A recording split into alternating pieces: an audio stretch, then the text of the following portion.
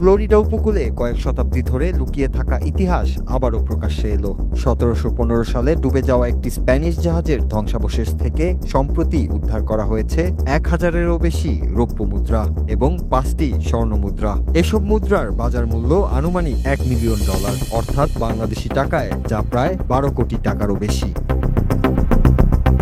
এ অভিযান পরিচালনা করেছেন 1715 ফ্লিট কুইন্স জুয়েলস এলএলসি নামের একটি প্রতিষ্ঠান। তাদের দাবি, সেই সময় স্পেনে ফেরার পথে ভয়াবহ ঝড়ে পুরো নৌবহর সাগরে ডুবে যায়। সোনা, রূপা ও মূল্যবান রত্নভর্তি জাহাজগুলো তখন থেকেই সমুদ্রের তলদেশে চাপা পড়েছিল।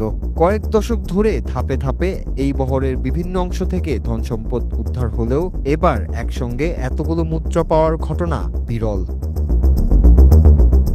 উদ্ধার হওয়া মুদ্রাগুলোর মধ্যে কিছুতে উৎপাদনের তারিখ এবং টাকসালের নাম খোদাই রয়েছে। ইতিহাসবিদদের মতে এগুলো শুধু ধনসম্পদ নয়, বরং স্প্যানিশ সাম্রাজ্যের সমৃদ্ধ অতীতের এক অমূল্য নিদর্শন।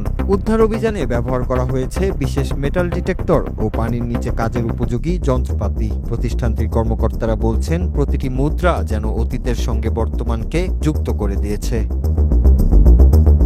তবে ফ্লোরিডার আইনে এমন ধনসম্পদ উদ্ধার করলে 20% রাষ্ট্রের কাছে জমা দিতে হয়। বাকি অংশ ভাগ হয়ে যায় উদ্ধারকারী প্রতিষ্ঠান ও তাদের সহযোগীদের মধ্যে। উদ্ধারকৃত মুদ্রাগুলো জনসাধারণের সামনে প্রদর্শনের আগে সংরক্ষণ করা হবে। ইতিমধ্যেই স্থানীয় জাদুঘরগুলোতে কিছু মুদ্রা প্রদর্শনের পরিকল্পনা নেওয়া হয়েছে, যাতে দর্শনার্থীরা সরাসরি দেখতে পারেন সমুদ্রগর্ভে লুকিয়ে থাকা ইতিহাসের এই মূল্যবান সম্পদ। Noor Raju, Bangla TV news desk.